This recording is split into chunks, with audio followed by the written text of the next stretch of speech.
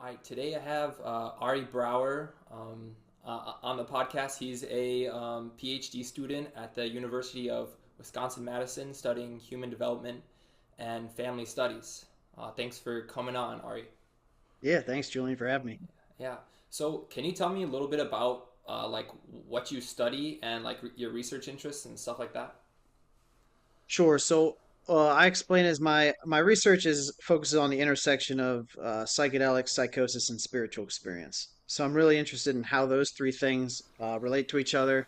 And then I guess an additional element to that is um, maybe how stress facilitates spiritual and psychotic-like experiences, and what kind of neurotransmitter and neuromodulator systems are involved in that, what that looks like psychologically. Yeah.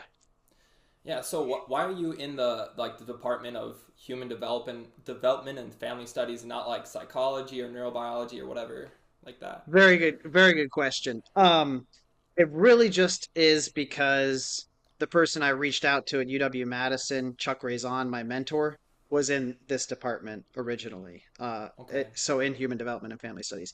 He's now shifted mostly over to psychiatry. Uh So huh. yeah, like what I study is probably more related to psychiatry, clinical psychology, some neuroscience, although I like to stay a little bit more focused on the phenomenology kind of psychology components, even though I'll get into the neuroscience stuff. But yeah, the me being in human development and family studies doesn't exactly reflect what I research, which could be an issue, when I try and get a job. But I chose to come to this program because I like Madison as a city, and then I found Chuck, and he has similar research interests and ways of thinking about things. A lot of kind of theoretical psychiatry work. He's interested in evolutionary explanations of depression. So in that way, we're a good fit for each other in terms of just our basic research interests and approaches to things. Cool, cool. So, can you tell me about how your research interests developed and like where they came from? Yeah, sure.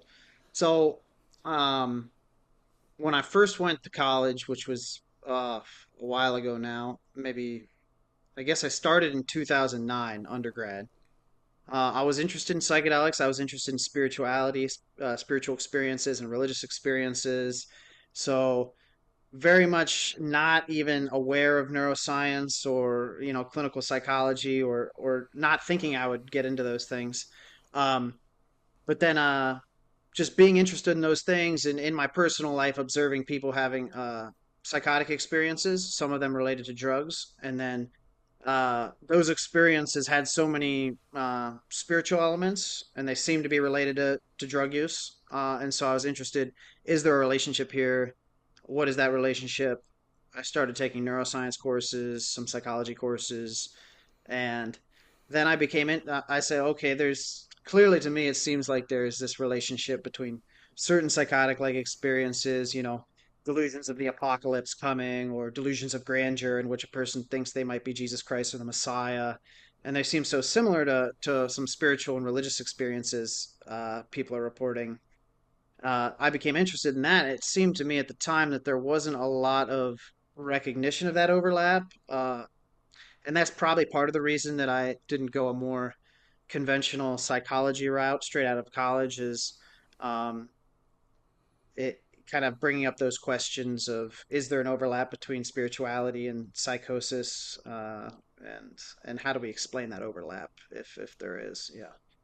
Yeah, it's weird that you would ever think that there's a connection between the two since they seem so diametrically opposed on the surface.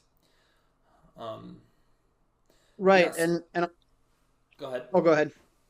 I was going to say, yeah, they seem so opposed in terms of their outcomes, the functional outcomes. But in terms of the phenomenological features, the visions, the messages coming from other entities, perhaps auditory phenomenon, sense that there's an alteration of self or a transformation of the world, these two things connect very well between them. And so a Yeah. lot of the difference seems to be in terms of, is this experience distressing, or does it promote well-being? And how is it viewed by other people? Are they saying, this looks dysfunctional, or are they saying this seems to be enhancing your quality of life? Do the beliefs that you have conform to a group's norms or not? Yeah. Sure. So in doing some research for this podcast, I was looking at some of your like I don't know if they were lectures or presentations. You said you had some influences from William James and Nietzsche, and Hmm. I definitely see the connection with William James and the kind of phenomenological approach to religious experiences. So yeah, let's talk about William James and that the influence that he had for you or anyone else that's similar. Sure. So just, yeah, like you said, the phenomenology of religious experiences, the varieties of religious experience being a classic text. And reading that early on influenced me. Also, his observation that, these sick souls um, are likely to have, spiritual religious experiences. So people that might be despairing or depressed or in some ways melancholic are particularly susceptible to religious experiences. And then James's kind of notion that a lot of religious experiences have this function of salvation in terms of saving us from something we perceive to be wrong with ourselves or the world. Um, and so I took a lot of inspiration from that. I also like James just in general in terms of his pragmatism, his theories of truth. Yeah, so and then yeah, not related to religious experiences, his principles of psychology is really good. So just in general, I love pretty much everything William James did. Nietzsche is a little bit different in terms of the influence. I think what I got from Nietzsche is his theory of slave morality, presented in the genealogy of morals, which he says sometimes like people in a position of lower status or that don't have power will invert the values of their oppressors or the dominant class to basically feel better about themselves, and they'll propose an alternate set of values or morality that justifies themselves in opposition to their oppressors. And what that's interesting to me, and where that comes into the equation is perhaps when people adopt nonconformist beliefs or behaviors, and in a way that uh, might, in a sense, be self-protective in a sense, because they don't have to fit the norms or conform to the values of people that might be evaluating them negatively. That's something I probably haven't launched into as much in the work that I've published so far, but it's an underlying theme that kind of relates to some of the projects I'm working on now. Yeah. Mm. So okay, interesting. So um, I guess the first question, kind of diving into your research, are what are pivotal mental states or PIMS? Yeah. So how do we define them in that paper? Hyperplastic mind states that have the capacity to mediate psychological transformation. We say they are probably associated with heightened cortical plasticity, which the evidence for the kind of neuroplasticity in these states, at least in the psychedelic state, which would be an example of a pivotal mental state, would be in terms of structural plasticity at like a micro level. Which might be related to something like increased release of brain-derived neurotrophic factor, which, is implicated in growing new dendritic spines and changing spine morphology on neurons, which might change synaptic signaling at kind of a microstructural level. The evidence for plasticity in other ways, like functional plasticity, that's more of a kind of an open question in terms of whether that's evident in the psychedelic state. But yeah, so in general, the pivotal mental state is supposed to be this hyperplastic brain state that can mediate psychological transformation. Now we don't have a in a we we intentionally allow for these pivotal mental states to be outcome agnostic, meaning that the psychological transformation is not going to be inherently good or inherently bad. Um, that depends on the context. So you can have a pivotal mental state that leads to good outcomes or bad outcomes. And the example would be a spiritual experience or a psychotic experience. It could be different. You could have a hyperplastic state that aids the learning of a response to a specific traumatic trigger. So, you get in a horrible accident or you experience something horrible and you learn that really well. Um, that could be the example of a kind of a plastic state of mind that induced by a stressor or a trigger that then changes the way someone behaves afterwards. Yeah. Yeah, so I remember looking at that paper. There was, hopefully, I can put it on the video afterwards. But like, so an initial amount of stressors that lead to a pivotal mental state, and then, um, and I remember you saying there's, you were saying psychedelics can induce pivotal mental state, and other things like fasting or oxygen Yeah. deprivation. Can you touch on that? Sure. So, various types of stressors seem to be able to elicit states that resemble psychedelic-like experiences. So if you think about a lot of the ascetic practices used for thousands of years by spiritual practitioners, fasting, sleep deprivation, social isolation, often if these practices are done intensely enough, they can lead to hallucinatory phenomenon or visionary experiences. And so we're suggesting that these practices could increase activation of serotonin 2A receptors in the brain, which is the receptor that mediates the primary subjective effects of classic psychedelic drugs. Um, and those practices, yeah, they can either uh, increase someone's spirituality, lead to the adoption of spiritual beliefs. They're used in initiation rituals, or they can elicit psychotic like experiences or dissociative experiences in the context of torture. So there's these practices seem to be able to elicit, these plastic states of mind that can lead either towards, the adoptions of new identities or beliefs or dissociative psychotic like experiences. Yeah. Okay, so I want to take this idea and or hold it, put it aside for a second. You also have some work on shamanism. Yeah. Yeah, how does that connect? Can you tell us like tell me what a shaman does or like and yeah. Yeah. Yeah. Um, so the idea like shaman isn't what you might call an edict label applied to a practitioners. So I mean the word shaman comes from a, a group of in Siberia, and so what's being done is people are applying. They're saying people that practice similar practices to these groups in Siberia, maybe the circumpolar north, maybe all over the world. We're just going to label them as shamans, and so in that sense, people can test whether it's a good term to use in religious studies, but um, you generally if it the way the shaman is used as this label for a type of spiritual practitioner, so by like Michael Winkelmann, who we wrote the paper with, is someone who communicates with spirits for various purposes. So, like divination, healing, perhaps to curse others, uh, to gain knowledge. And they communicate with spirits on behalf generally of their community. So, this communication with spirits isn't just something that they do personally, but it's actually serves a function in the community.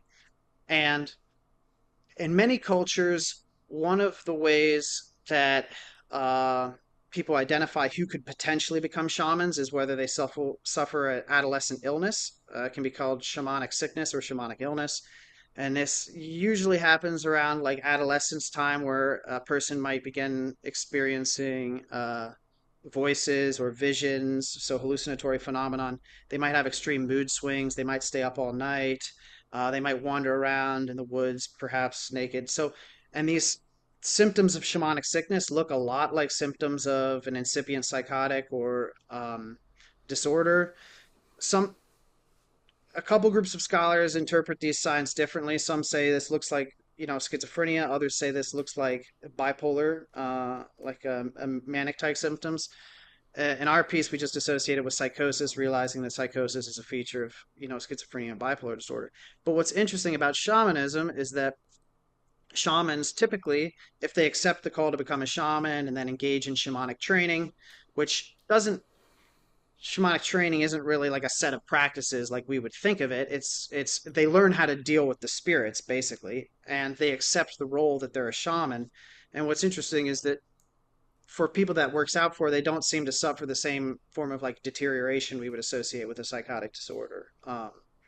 And so what is it about the shamanic training or shamanic practices that actually enables someone who experiences symptoms of shamanic sickness not to deteriorate functionally?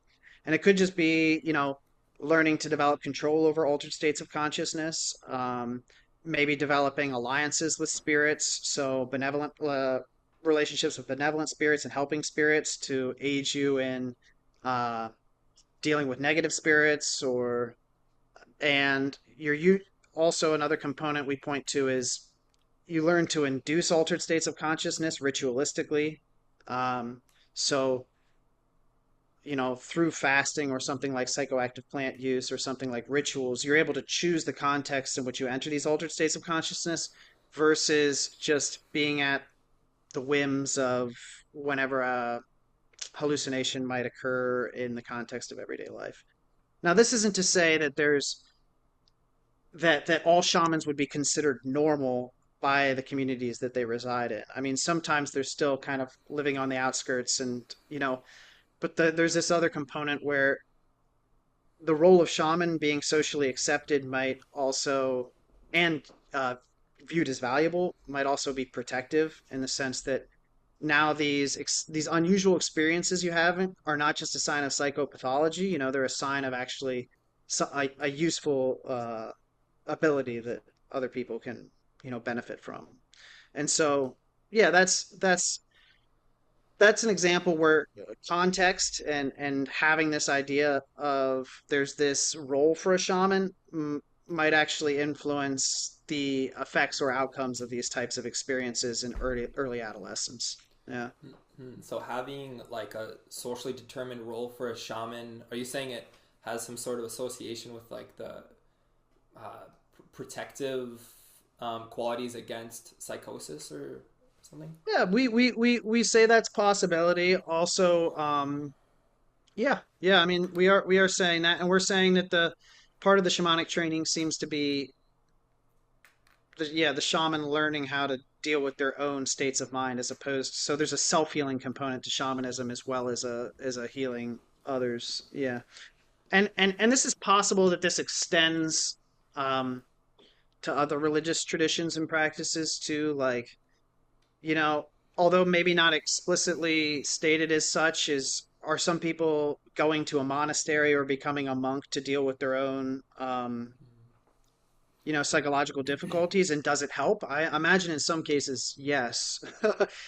Throughout history that has been a function of kind of religious orders and whatnot. Yeah, so the like the idea I want to kind of play with here are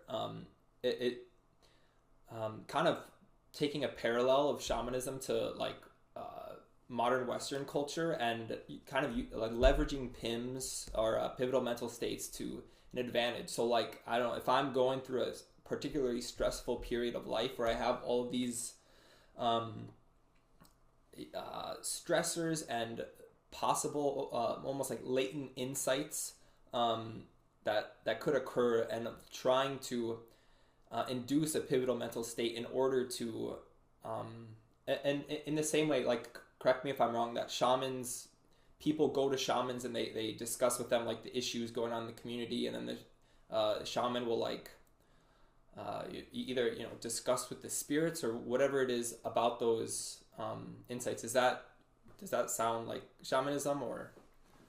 Yeah, that can happen for sure. Yeah, for certain that would be one role of the shaman. Yep. Okay, Yep. so yeah, in the same way, if assuming shamans use pivotal mental states to, or it's part of the, um, yeah, assuming they use them, kind of leveraging pivotal mental states, like for yourself in order to get over stress, and that's I think one reason why people might use psychedelics or something like that. Do you understand what I'm trying to get at? Yes. Yes. Um, yeah, I think it relates to the therapeutic function. One issue I have, we wrote the pivotal mental state. I do wonder whether there isn't more potential for plasticity and in the initial experiences of these things versus recurrent experiences of altered states of consciousness. So there might be something more. during that initial incipient psychotic episode or during an initial spiritual quest, your personality might be more likely to change than the 110th time you experience, the spirits Mm, or something. yeah. Um, and so I wouldn't want to act like every time you're engaging in altered states of consciousness or using psychedelics that there's this amazing plastic function where you can totally change your life. I don't probably think that's going on. Yet I do think um, that you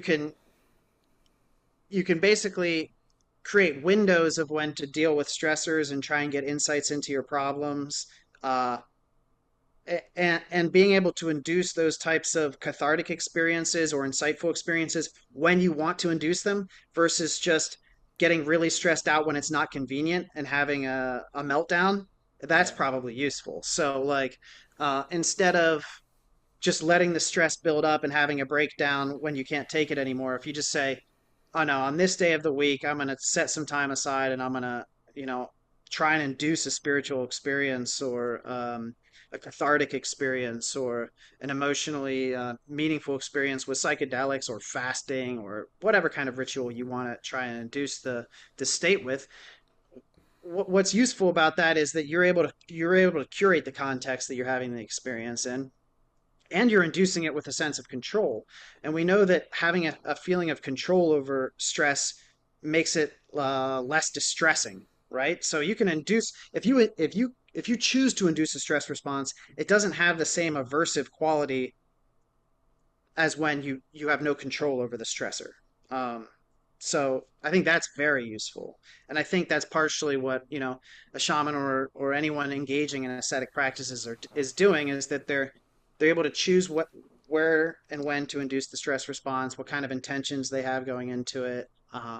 Yeah, Yeah, cause today in Western culture, there's to me it seems like tell me what you think, but almost like a reluctance for any sort of negative emotion at all, and like there, instead of there being like a healthy amount of stress, it's like there shouldn't be any stress at yeah, all in your life. And so yeah, what you were saying is like kind of taking this the imperative on to handle stress like in a voluntary manner would and acknowledging that there is going to be stressors in life sounds like a good mindset to have, I guess. yeah, absolutely. And I mean, I think we all recognize that in some ways, right? Like, uh, some things we don't think about like stressors like we people tend not to think about like exercise is stressful or sitting in a sauna is stressful, but it does elicit a biological stress response, but not necessarily the types of emotions that psychedelics will elicit. If you use psychedelics, the chance of having some form of stressful emotion at some point during the trip is pretty high for a lot of people. um, and so it has that emotional component, but working through that is extremely beneficial for a lot of people. And so that I too think is useful, not just to elicit a physiological stress response, but probably to engage with some emotional components of what we might of emotions we might consider stressful. Yeah. Yeah. um so okay, so shifting gears a little bit, a question that I had when thinking about pivotal mental states is, so you said it increases adaptation, or can you say exact kind of what the definition is again? Yeah. That it, Basically the idea here is that when you're under a significant amount of stress, the mind might try to adapt behaviorally or psychologically to whatever your context is. So perhaps your belief schemas aren't working, your self schemas aren't working, um, and so that adaptation could take any number of forms. Maybe you haven't been able to forgive someone for a slight that they did to you, or you can't forgive a family member for something, and you have this psychological crisis moment, and they appear to you, and all the anger comes out, but then that turns into love and compassion, and you start crying, and then you forgive them, and then so in terms of adaptation, that's your emotional. your emotional reaction to that, person or those events has changed. And so that would be an example. Uh, in terms of like a trauma, an adaptation to a stressful trigger that would cause a trauma reaction. Maybe you're in a car crash and the adaptation is just to be scared of cars or going fast on the highway or something. Now, eventually that might be a problem, and then you might need to like reevaluate those trauma triggers and decide that you're not as scared of being in cars. But there's a learning process involved here where you're changing your emotional reactions to various stimuli or yeah, Yeah. events. So in like the extreme cases of like a spiritual experience where I don't know you feel more at one with the universe or connected with some spiritual being, like what is being adapted there? What's being Yeah. learned? Potentially just a more general pro-social attitude towards other human beings in terms of if you think there's a loving God, if you think the world is just, if you want to love all other human beings, you might just be you might just be experiencing something that's creating a more generic pro-social attitude towards other human beings. So an example in the research we were doing recently with the we looked at a bunch of psilocybin mushroom experiences submitted to arrowhead.com. And one example was just someone uh, realized they had been harboring this fear of Islam for a long time, and they visualized it as this black ball of yarn. Uh, and then they were just hallucinating this black ball of yarn that was tied to this fear of fanatical Islam. And they realized that they just needed to let it go and accept people for who they are and not harbor this fear anymore.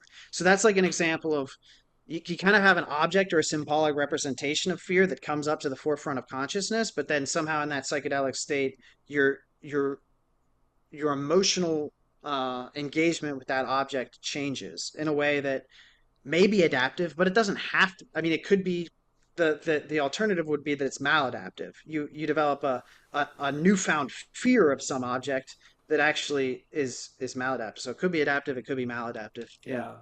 Yeah, because yeah, in a lot of therapeutic orientations, and or even just like medical orientations, like the body should heal itself. Like you get a cut, it's gonna heal, and obviously with the mind, that's not always true. Just in the context of psychopathology, and um, Right. so you kind of pointed at some of like the maybe phenomenological expressions of those. Do you know anything about more like the neurobiological or like cognitive sort of processes that would cause such an adaptation? Yeah, it's an interesting question. I'm not sure we know enough now to make definitive statements about that. I mean, there's interest in uh I think like maybe the way I've heard it most explained is that um you're kind of like relaxing rigid habits of mind which may be associated with just uh kind of more you're just allowing for more connections between different brain areas that relax, rigid Yeah, structures of mind. Like that's kind of the generic, like, explanation of how maybe psychedelics work. Is it? Yeah, that's where yeah, I'm not sure. yeah. Yeah, I'm not That's sure.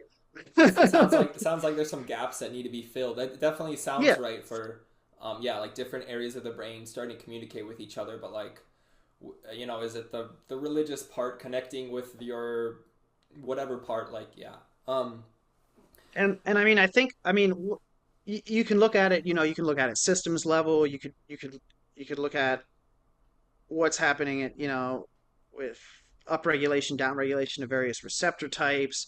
I mean, one interesting thing to me is that it seems to some studies have suggested like you take psychedelics, it hits this 2A receptor. There's an initial downregulation of the 2A receptor, which might actually reduce feelings of anxiety, just that initial downregulation of the 2A receptors. And so if you see people feel better after they take psychedelics for a period of some people say they feel better for a long time, like it changes their life and it has indefinite positive consequences. Some other people get relief for a couple months. So, like in the recent Compass, pathway study of psilocybin, people are getting released from depression for up to 2 months, but then they get depressed again. So it could just be that, um, you know, typically activation of these serotonin 2A receptors has almost an anxiety inducing effect, but blasting them with the psychedelics down regulates them, and then you're less anxious for a while. uh, and so what people might be saying, oh, I feel so free and everything, I'm feeling creative and everything, it could be just like a reduction of anxiety and increased speed of cognition. It doesn't necessarily need to, because are people really thinking in ways that are so crazily new and like that really reflect you know, transformation, or is it just that they're feeling less anxiety, they're feeling a little bit more free, they're feeling a little bit more motivated, stuff like that. Um, yeah, these are Yeah. all good. Yeah, it's all things to explore. Um, yeah. Yeah. Okay. Um, so one paper of yours that I found the idea really interesting was comparing the psychedelic experience to the hero's journey. How Yeah. did you come up with this idea? Well, I think I have to credit Robin Carhart Harris mostly for the wanting to associate this trajectory with the hero's journey. It's something we mentioned in the pivotal mental states piece a little bit, the hero's journey. Um, and then once once I floated the idea to him, like I want to study the trajectory of the psilocybin mushroom experience. Uh, Initially, I was not planning on relating it to the hero's journey. Um, at least for the theoretical basis for me wanting to conduct this study is I was thinking if stress is if stress is eliciting psychotic like or spiritual experiences naturally, not when people are using psychedelics, can we see that trajectory recapitulated in the psychedelic experience? That is, if stress is increasing serotonin receptor activation, which is causing psychotic like or spiritual experiences, maybe when we give people psychedelics, we'll see an initial stress response in the psychedelic experience, and then that will lead people to feel better afterwards. So that was my reason for wanting to study the trajectory of the psilocybin mushroom experience. But then when you look at the trajectory and people are saying things like, oh, I felt anxious and I was worried and I was thinking about my life. And then I had this amazing experience and I returned from a difficult journey. It does kind of start to look like uh, the trajectory of a story. Like, you have the initial kind of challenge and then some kind of great insight or resolution, and then people feel better afterwards. And so I think and the way people talk about these things too, kind of like psychedelic journeys, psychedelic trips, returning from difficult journeys, Yeah. does give this sense that it relates to the hero's journey. And so I think that's part of where the that element came into that piece. So that piece, that was a preprint. We got a lot of pushback for trying to relate the psychedelic trajectory to the hero's journey, just because people were like, well, in the paper, we just don't talk that much about the hero's journey. It's in the title, and we kind of relate it a little bit, but Yeah. and so the printed version just came out, and I think it's titled just something like a qualitative analysis of the psychedelic come up and come down. Oh. So Okay. yeah, so we did remove some. I think there's interesting work to be done with the hero's journey and um, how stories might themselves kind of like provide templates for psychological resilience or psychological overcoming of challenges, and how certain even psychopathological processes reflect maybe people getting lost in kind of stories. So one of the interesting things I find is if you think about the themes of delusions and psychosis, a lot of them kind of have elements that are story-like. So, you know, in all their mystery thrillers, someone's trying to put together evidence about how the government is, messing around or targeting someone, or someone's a superhero and has special abilities and powers. That's kind of like grandiose delusions and stuff. So there's all these interesting elements of how stories seem to be tapping into similar psychological experiences. And I think to develop that idea would be really interesting. But yeah, I don't personally think we did enough in that piece to develop that well. And then we had to change it because of that. But yeah, Yeah. So yeah, you worked with Arrowid, which is like a website with a ton of stories of or descriptions of people's like experiences with whatever drugs they're using, right? right. Right.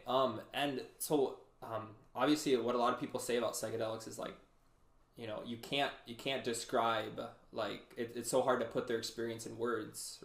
Mm. So have you thought about that, about how or I guess how do you overcome that barrier of like the unarticulability of the Yeah. extent of the psychotic? Yeah. Or the psychedelic experiences. Yeah. Yeah. It's well, the simple answer is that the people who do write things down remember something. So you are missing a lot of, like, if I'm analyzing written reports, then I'm missing the subsegment of psychedelic experiences in which people simply cannot articulate what happened, Yeah. which is some. If you've observed people under psychedelics, some people really can't remember anything that they experienced, and it's unclear sometimes how aware of what they're experiencing they are in the moment. Yeah. So there's huge variability there. Some people remember the things they experience on psychedelics remarkably well, and it's not at all ineffable. It's not this ineffable, Yeah. indescribable, mystical experience. Some people are saying, "No, I had a very lucid, clear vision, and this is exactly what happened, and I remember it better than I remember normal experiences." So there's a huge amount of variability in terms of how describable psychedelic experiences are.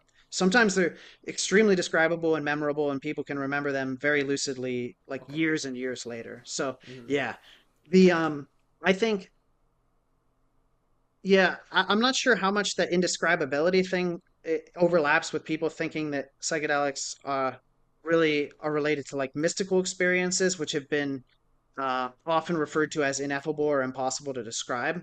But oftentimes psychedelics have very clear like visionary features, like the, the face of this deity appeared to me and said these exact words. And it's like, yeah, that's a very describable experience, if you can remember it. And Yeah. so, yeah.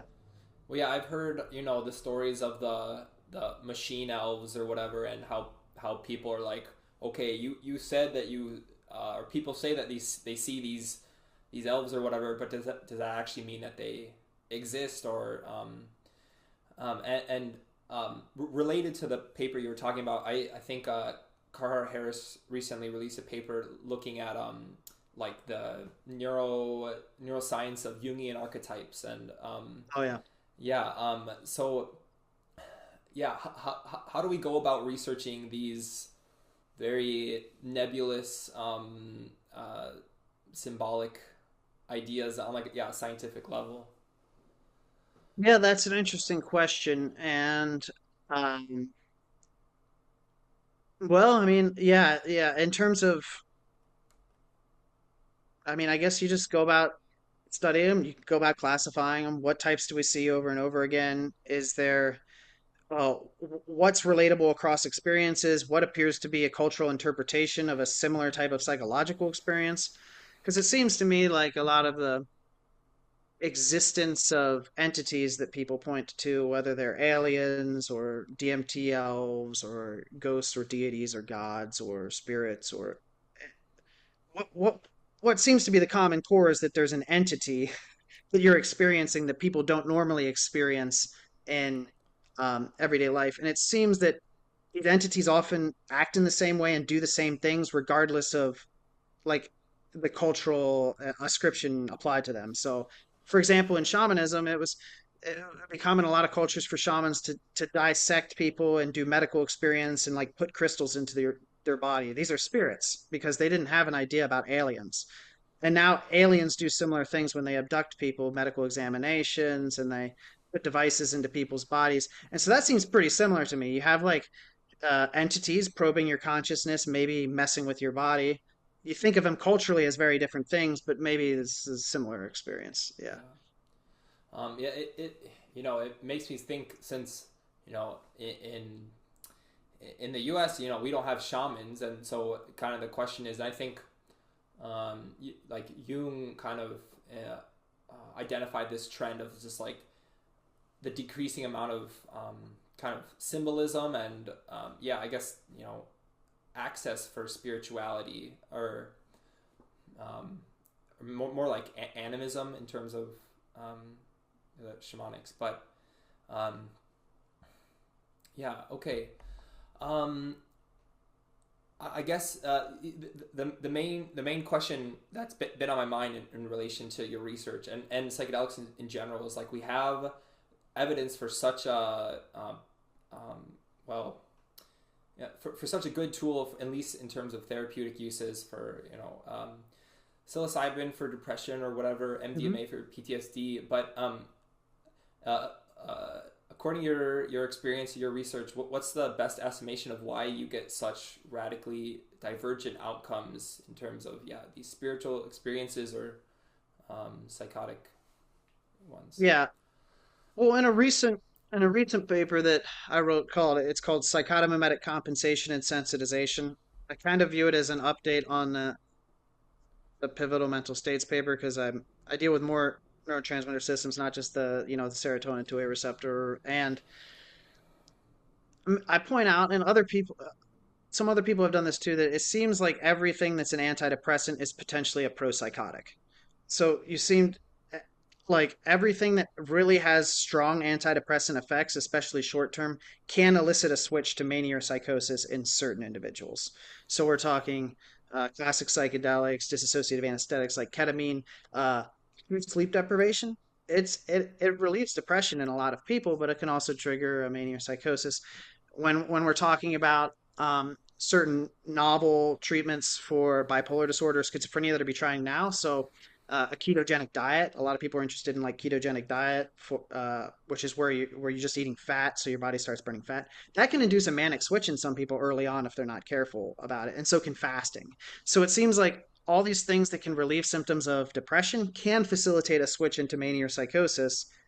That doesn't mean don't do them because you want to relieve the depression, but it's a question of fluctuations, right? Like anything that will relieve, you know, symptoms of depression or lethargy or sadness could have a launch you into a hyperactive state as well. And so it's just about so in my view, that's not evidence against their therapeutic uses or benefits. It's just you got to be aware of that possibility. Yeah. And what it also could be suggesting is that some psychotic symptoms could reflect the mind's and body's attempt to compensate against various stressors.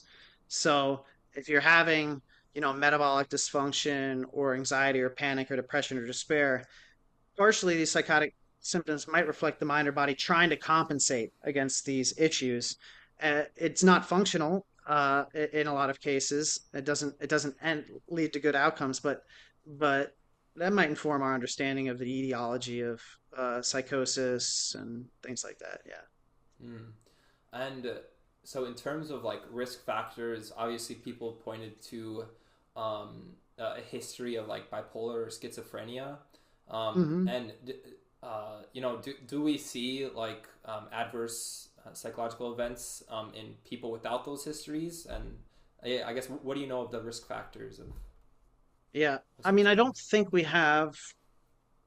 It's really difficult to get a good uh it's difficult to study in terms of how big is the risk. A lot of the norm in clinical trials is often to exclude people with a family history of schizophrenia or bipolar. It seems very common. I'm not sure if every clinical trial does that, but a lot do. um because there's this historical association. But I can tell you for certain that people can have a family history of schizophrenia or bipolar disorder and use psychedelics a lot and never develop schizophrenia or bipolar disorder. That's definitely a possibility. It's not like you have a genetic vulnerability to psychosis or mania and you use psychedelics and you instantly become psychotic or manic. That's Yeah. just not how this works. Um, are you more likely to develop mania or psychosis if you have a family history of mania or psychosis and you do a lot of psychedelics and a lot of cannabis and other, drugs?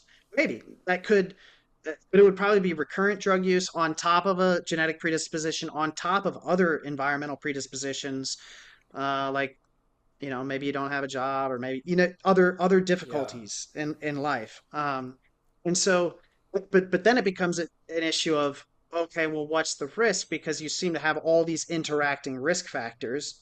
And then so when you're asking the question, do psychedelics increase risk of psychosis or mania? Well, do you control for confounds like cannabis use and other mental health issues? This is difficult because I would expect that those interact with the psychedelic risk in or psychedelic usage in terms of uh, risk of mania or psychosis. And so these are conceptually in terms of how to control for confounds and also what populations are you asking? Are you giving people surveys to try and find risk? Are you looking at clinical trials? Are you trying to reach the homeless population and ask them, uh, like, do you have mental health issues? Have you used, these types of substances? Um, yeah, so that's where the difficulty comes in. I mean, it's actually kind of a difficult question to get a sense of. Yeah. Yeah. Well, you know, a good place to research then, I guess. Yeah, yeah, Yeah. yeah, for sure. It's important. And yeah, because it's important not to overestimate the risks nor to underestimate the risks and to balance the risks against the benefits, right? Because you don't want to stop people from relieving their depression or dealing with their traumas or anything that's potentially useful just because you're too scared of other possibilities. So yeah, Yeah. All right. I think that's all I got. So, yeah. Thanks for being willing to talk with me. oh yeah, absolutely. Yeah. Well, thanks for having me, and yeah, Yeah. have a good rest of your day. You too. All right, take care.